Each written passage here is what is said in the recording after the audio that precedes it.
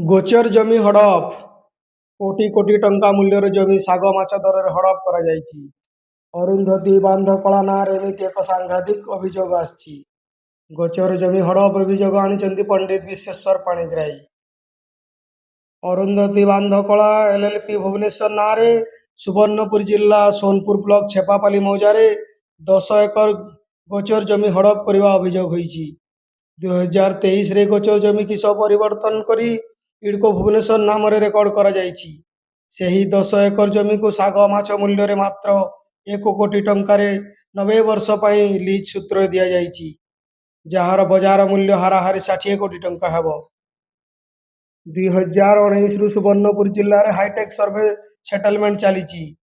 ଅନେକ ଲୋକଙ୍କ ଜମି କିଣା ବିକା ହୋଇଥିଲେ ହେଁ ରେକର୍ଡ ସଂଶୋଧନ ପଟ୍ଟା ହୋଇପାରୁନାହିଁ। ଏଭଳି ସ୍ଥିତିରେ କେଉଁ ଆଧାରରେ ଇଡ୍କୋ ନାଁରେ ଜମି ପଟ୍ଟା ହୋଇଛି ତାହା ତଦନ୍ତ ସାପେକ୍ଷ ବୋଲି ପଣ୍ଡିତ ବିଶ୍ବେଶ୍ୱର ପ୍ରଶ୍ନ ଉଠାଇଛନ୍ତି। ସେ ଜିଲ୍ଲାପାଳ ଡକ୍ଟର ନୂପୁର ସାହୁଙ୍କ ନିକଟରେ ଲିଖିତ ଅଭିଯୋଗ କରିଛନ୍ତି।